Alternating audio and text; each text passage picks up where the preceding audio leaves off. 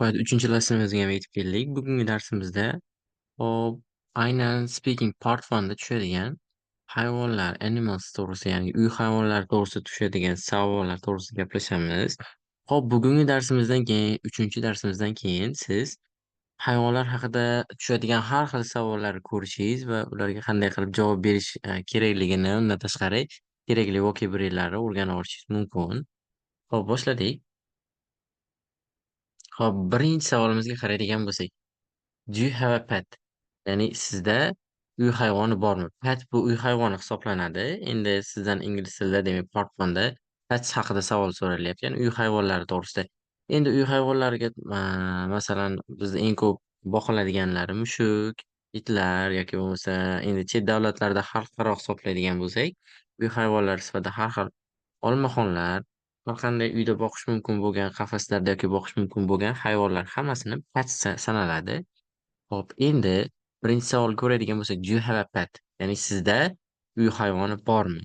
Hop, endi javob berayotganda answerimizga qaraymiz. Do bilan boshlangani uchun biz example 1 ga qaraydigan bo'lsak, yes, I do deyapmiz. Ya'ni do bilan boshlangan savolga ha deb ijobiy javob beryapmiz va do bilan tugatyapmiz. Chunki savolimiz do bilan boshlangan.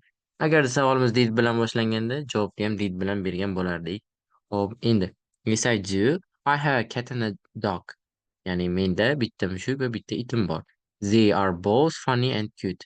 Ularning ikkisi ham kulgili, ham chiroyli deyilyapti. Qiziqarli deyilyapti. Hop, endi qaraymiz.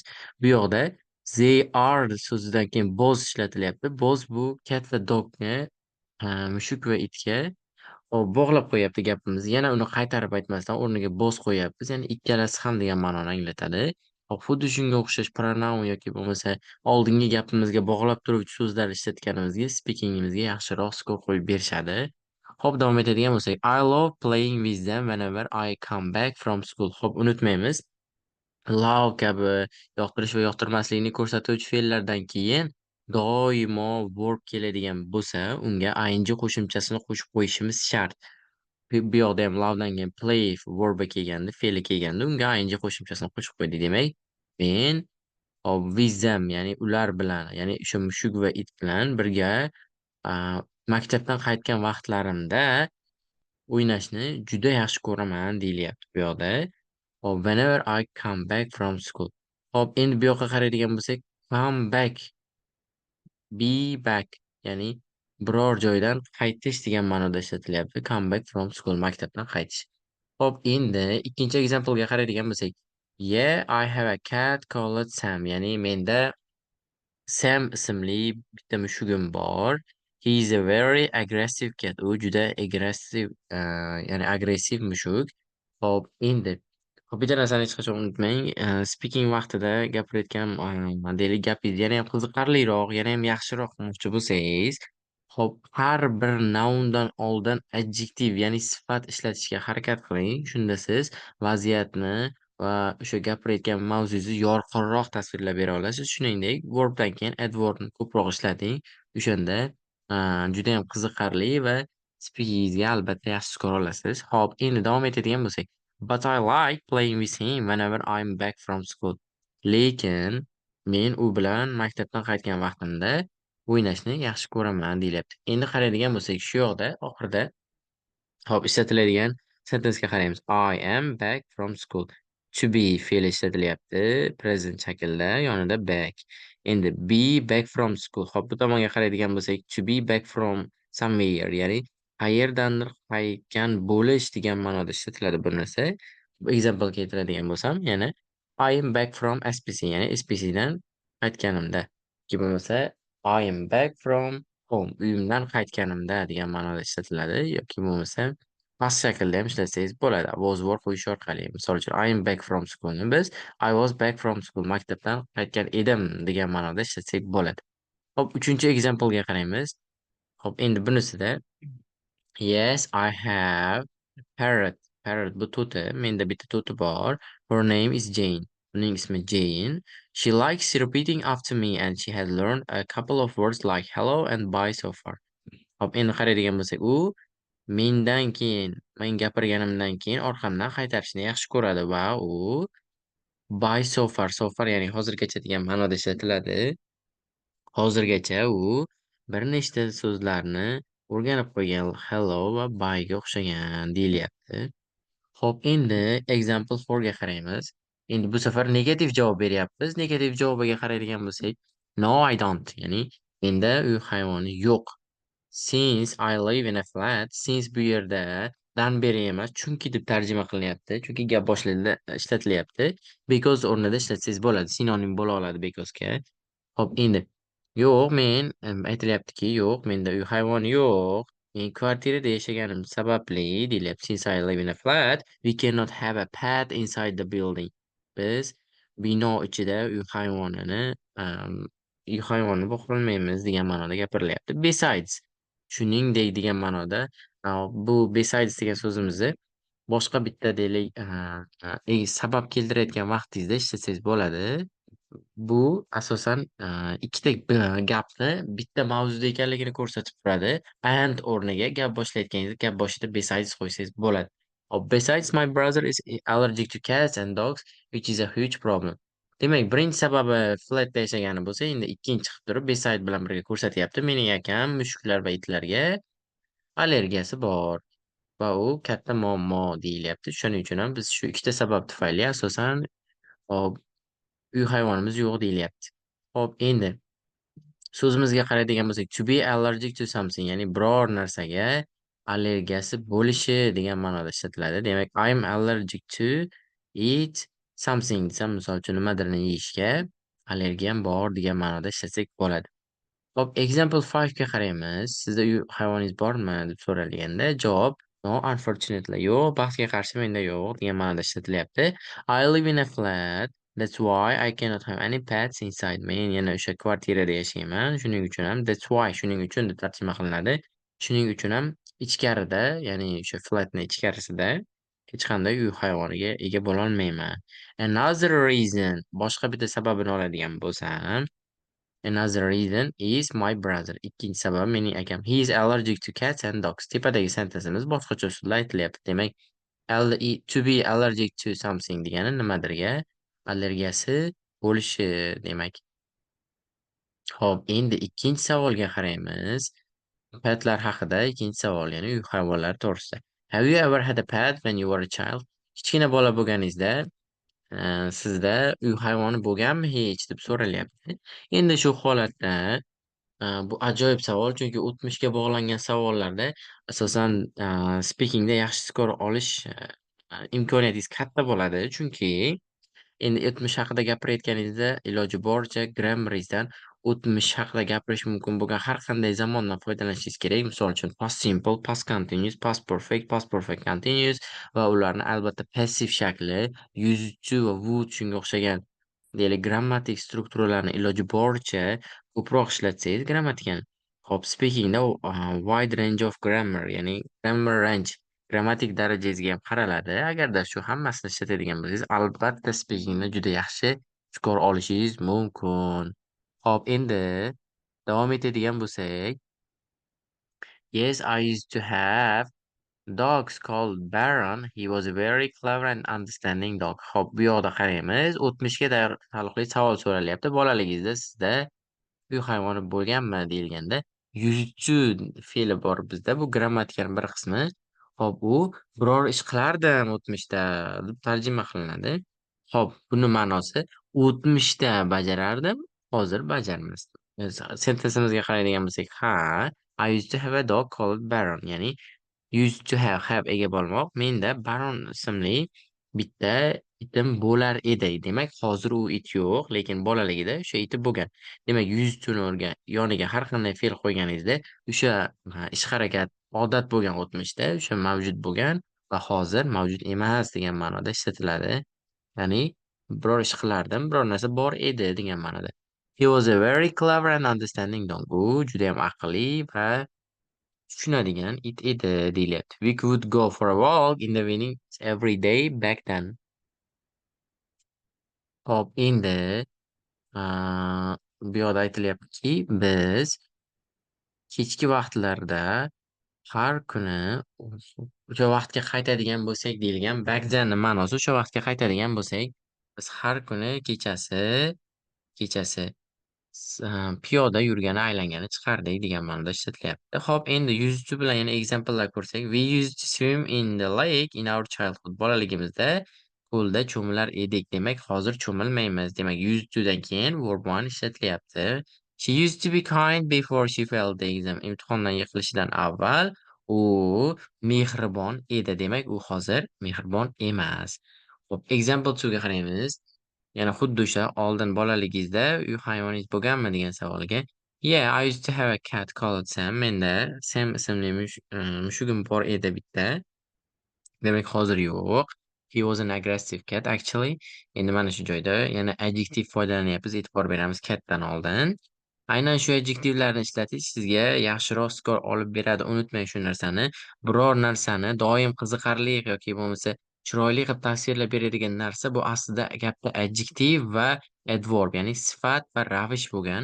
Shu narsani aslo esingizdan chiqarmang. Iloji boricha nounlar oldidan doimo verblardan, ya'ni fe'llardan keyin adjektiv va adverb ishlatish esingizdan chiqmasin.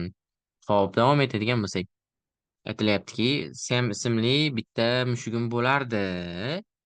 U judayam agressiv mushuk edi aslida. He would bite my fingers and scratch my feet. U mening barmoqlarimni tishlardi va oyoqlarimni tirnar edi deyilyapti. Xo'p, endi topic related vocabulary'lardan bizda scratch va bite ishlatilyapti bu yoqda. Xo'p, e'tibor beramiz. Aynan qaysidir mavzuga tegishli bo'lgan vocabulary'larni ishlatishingiz sizda vocabulary'ingiz kengligini speaking'izda va bemalol gapira olishingizni ko'rsatadi. Aynan shu narsa ham speakingdan yaxshi baho olishingizga albatta yordam beradi. Shuning uchun biror bir mavzu haqida gapirayotganingizda albatta o'sha mavzuda aynan o'sha deylik environment, ya'ni tabiat haqida gapiradigan bo'lsam, aynan tabiatga tegishli bo'lgan so'zlar bo'lishi shart.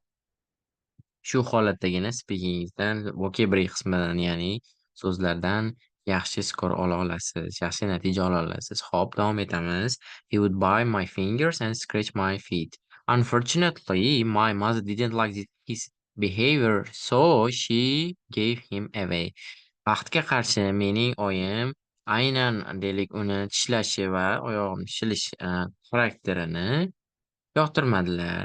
Shuning uchun ular mushukni berib yubordilar deyilyapti. Xo'p, e'tibor beramiz. Mana shu joyda yuzdi bu o'tmish haqida gapiryapmiz. Shuning uchun yuzdan keyingi sentensiga qaraymiz.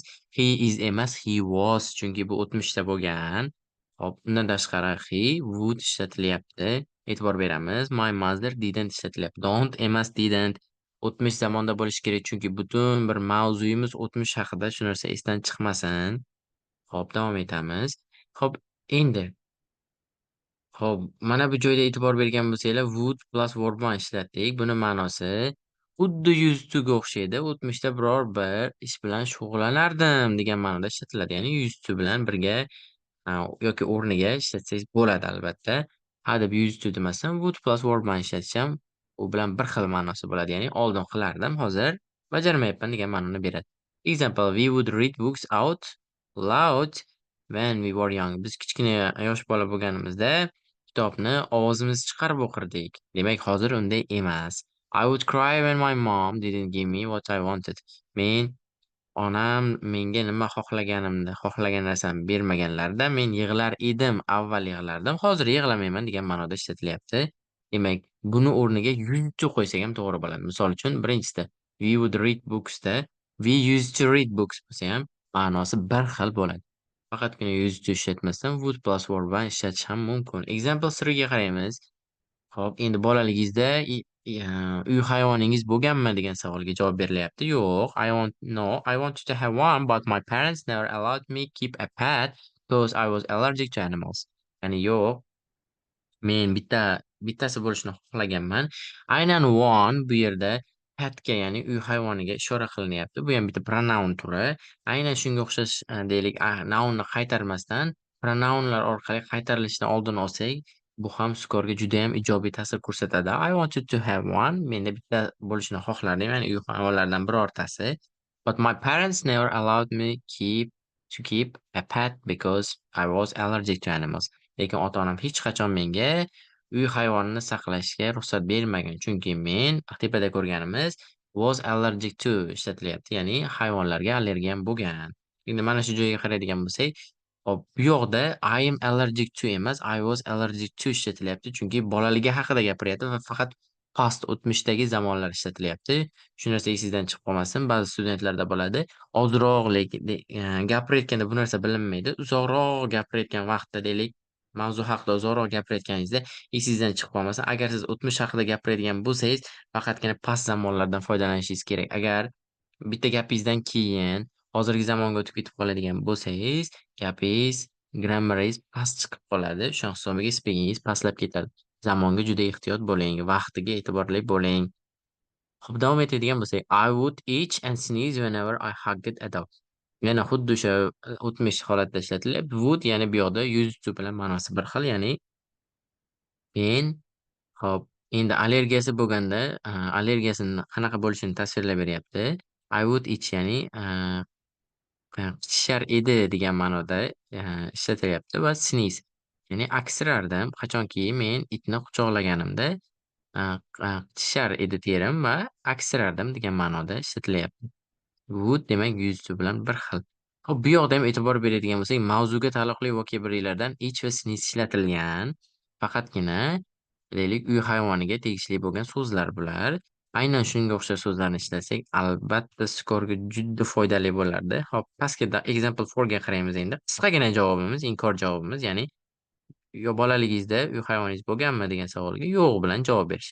No, I wanted to keep a pet. Men uy hayvonim saqlashni xohlaganman, uy hayvonimni saqlashni. Wanted past holatda ishlatilyapti ed qo'shimchasi bilan. But my father didn't like animals. Lekin mening dadam hayvonlarni yoqtirishmagan. Mening dadamlar hayvonlarni yoqtirmaganlar deyilyapti. So I had to tolerate this, ya'ni shu narsaga chidashim kerak edi. Shuning uchun menda uy hayvoni bo'lmagan degan ma'noda aytilyapti. Hop, endi e'tibor beradigan bo'lsak, bizda ishlatilgan vokabulyalar to keep a pet. E'tibor bersak, mana bu joyda ishlatildi. To keep a pet, ya'ni uy hayvonini boqish, asrab turish, saqlash degan ma'noda ishlatilyapti.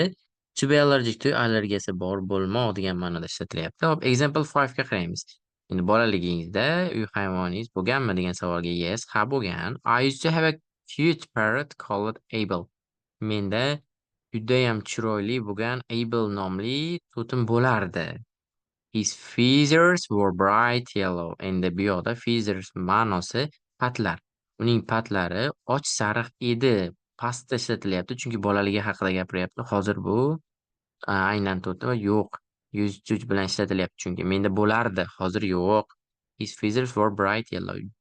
Och sariq edi deyilyapti uni qanotlari, patlari. Hop, unfortunately, baxtga qarshi, we gave him away. Give something away ma'nosi demak berib yubormoq. Baxtga qarshi biz uni berib yubordik. After we moved to Toshkent. Toshkentga ko'chganimizdan keyin biz uni berib yubordik degan ma'noda ishlatilyapti. Demak, unfortunately baxtga qarshi. Hop, hozir ko'rganimiz feathers bu patlar, to scratch tirnamoq, to sneeze aksirmoq degan ma'noda ishlatilyapti. Scratch tirnamoq, to sneeze aksirmoq. Endi 3-savolga qaraymiz. Why do people keep pets? Nimaga odamlar uy hayvonlarini boqishadi, ya'ni saqlashadi deb so'ralyapti. Endi hop, xuddi shu deylik sabab so'ralayotgan har qanaqa savolga unutmang why bilan boshlanadigan deylik. Why do something happens? Nimaga shunaqa narsa bo'ladi deb so'ralsa, doimo esingizdan chiqmasin. Doimo gapingizda aynan shu gap bilan boshlasangiz bo'ladi. There are many reasons behind this. Buning ortida bir necha sabablar bor. Endi savolga javob berayotganda bu umumiy holatdagi gap. Buni ishlatishingiz sizda qanchadir vaqt deylik sabablarni o'ylab olishingizga, undan tashqari jim bo'lib qolmasligingizga yordam beradi. Aynan shuni doim ishlating sabab so'ralganda. There are many reasons behind this. Ya'ni buni ortida juda ham ko'p sabablari bor deyilyapti. Hop, but I think the main reason is, mana bu joyga qaraydigan bo'lsak yana boshlanyapti. There are many reasons behind this. Buni ortida ko'p sabablar bor. Ya'ni uy hayvonlarini boqishni orqasida ko'p sabablar bor. Lekin I think the main reason is because they keep us from being lonely. Lekin men o'ylaymanki asosiy sabab chunki biz ularni saqlashdan asosiy sabab biz yolg'iz qolishdan ular bizni asraydi deyilyapti. Most people in Western countries rely on pets when they grow old. Deylik, g'arbdagi ko'pchilik davlatlarda qachonki odamlar, yoshlar katta bo'lganda hayvonlarga suyanishadi. Shu orqali ular yolg'izlikdan saqlanishadi deyilyapti. Hop, endi bizda ishlatilgan sentensiga qaraydigan bo'lsak, grammarga to keep from being lonely, ya'ni yolg'iz bo'lishdan asraydi, saqlaydi, yo'l qo'ymaydi degan ma'noda ishlatilyapti. Demak, to keep from being lonely. Hop, davom etamiz. Example 2 ga qaraydigan bo'lsak, there might be several reasons. Yana tepadagi narsa ishlatilyapti. Many o'rniga bu yoqda several ishlatilyapti. Ikkalasini ham ma'nosi bir xil. Several bir qancha, many ko'p, ya'ni ko'p degan ma'noda almashtirib ishlatsak bo'ladi, doim many demasdan. There might be several reasons behind this. Ya'ni xuddi o'sha gap bilan boshlayapmiz. Buni ortida judayam bir qancha ko'p sabablari bo'lishi mumkin. But I think, lekin o'ylaymanki, deb davom ettiryapmiz. The main reason is because pets encourage us to exercise or walk at least, ya'ni aytilyaptiki, hop, siz ham gapingizni boshlayotgan, demak doimo zera deb turib boshlasangiz bo'ladi. Endi might be deganda bu yoqda aniq aytilmagan. Endi may orqali, might orqali taxminan bir qancha sabablari bor buni ortida, ya'ni uy hayvonlarini hop boqishda deyilyapti.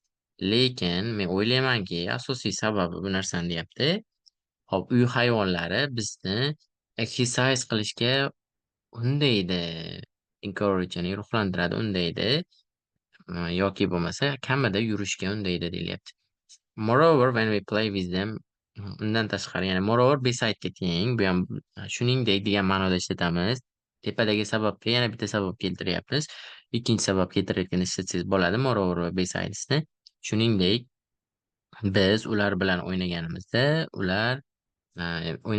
shu narsa bizni kayfiyatimizni ko'taradi degan ma'noda ishlatilyapti. It boosts our mood, ya'ni mood kayfiyati. Boost bu ko'taradi degan ma'noda ishlatilyapti. Hop, endi mana shu joyda qaraydigan bo'lsak, asosiy sababi hech bo'lmasa deyilyapti, mashq qilish yoki piyoda yurishga undaydi deyilyapti.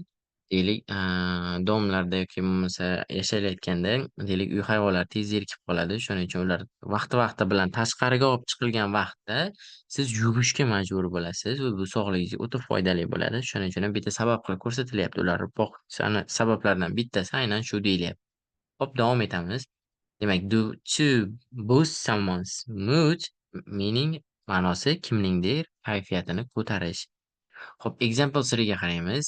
Yana javob beryapmiz. Ya'ni nimaga odamlar uy hayvonlarini boqadi degan savolga. I think there are many reasons for this. Yana xuddi shu struktura. Men o'ylaymanki, bunga ko'p sabablar bor. First, pets keep us from feeling lonely. Birinchisi, shu sabablardan birinchisi, uy hayvonlari bizni yolg'izlik hissidan asraydi. Second, they help us to relieve stress after hard work. Ikkinchidan, ya'ni ikkinchi sababi, ular relief stress, ya'ni mana bu joyda kelyapti, stressni yo'qotish. Demak, qattiq ishlaganimizdan keyin, qattiq ishdan keladigan stressdan, ya'ni chiqarib yuborishimiz, stressdan qutulishimizga yordam beradi bizga ular deyilyapti. Ikkinchi sababi. I mean, when we play with them, man shuni aytyapmanki, qachonki biz ular bilan o'ynaganimizda, we forgot about problems for a while. While vocabulariga e'tibor beramiz. For a while bu bir muddatga. Ya'ni qachonki biz ular bilan o'ynagan vaqtimizda o'yinga berilib, biz o'zimizni muammolarimiz haqida bir muddatga unutamiz muammolarimizni va bu shu narsa relief stressga, ya'ni stressni yo'qotishga yordam beradi deyilyapti. Hop, example 4 ga qaraymiz. I think there are two main reasons for this. Endi agar sizda sabablar soningiz aniq bo'lsa, sonini ham aytishingiz mumkin. Bu yoqda son aytilyapti. Ikkita sabab bor shu narsaga deyilyapti. Ya'ni first of all, ya'ni birinchi sababi degan ma'noga ishlatsak bo'ladi first of yana. People don't want to feel lonely, that's why they keep a cat or a dog. Odamlar yolg'iz his qilishni xohlashmaydi. Shuning uchun ham ular mushuk yoki itni asraydi, boqadi deyilyapti. Xo'p, bitta narsani hech qachon unutmang. Mana bu joyda two main reasons deydi. Ikkita asosiy sababimiz bor dedik. Endi bu yoqda pastda gapirayotganimizda ikkita sabab bera olamiz. Xolos, 3 ta berib yubormang hech qachon, chunki ikkita deb qo'ygansiz tepada. Hop, second, ikkinchidan, they help us to relieve stress and makes us forget about problems for a while. Ikkinchidan yana relieve stress kelyapti, ya'ni stressdan qutulishimiz, stress chiqarib yuborishimizga yordam beradi va ular bizni muammolarimizni ya'ni bir muddatga unutishga majbur qiladi muammolarimizni deyilyapti. Demak, ikkita reasonimizni berdik. Endi example 5 ga qaraydigan bo'lsak, there are several reasons behind this. Buni ortida bir qancha sabablar bor, but the main one might be because people want to forget about their problems. Lekin asosiy bittasi odamlar o'zlarini muammolarini unutishni xohlagani bo'lishi mumkin deyilyapti. Might be ishlatilyapti. Whenever we play with pets, it helps to relieve stress and unwind. Ya'ni qachonki biz hayvonlar bilan o'ynaganimizda, biz stressimizni chiqarib yuborishimizga yordam beradi va biz tinchlanamiz degan ma'noda ishlatilyapti. Xo'p, endi shuning bilan hop, bizni 3-darsimiz, ya'ni hayvonlar haqidagi darsimiz yakunlandi. Aynan shu guruhga Speaking with Bobur Mirzo kanalimga aynan shu faylni tashlab qo'yaman. Sizlar har bitta javoblarni ko'rib chiqishinglar va mana bu grammarlar chap tomondagi deylik, grammatikalari yaxshilab yodlab olishinglar shart. Undan tashqari, mana bu answerlar har bittasini 5 martadan o'qib turib, keyin bundan so'ng aynan shu guruh kanalimga yana savollar yuboraman. Ana shu savollarga mana shu aynan shu so'zlar, shu grammatikadan foydalangan holatda xuddi shunga o'xshash qilib javobingizni audio holatda yozib turib menga jo'natishingiz shart. Xo'p, keyingi darsda, 4-darsimizda ko'rishguncha astoydil bo'ling. Homework judayam muhim. Agar bajarmaydigan bo'lsangiz natija bo'lmaydi.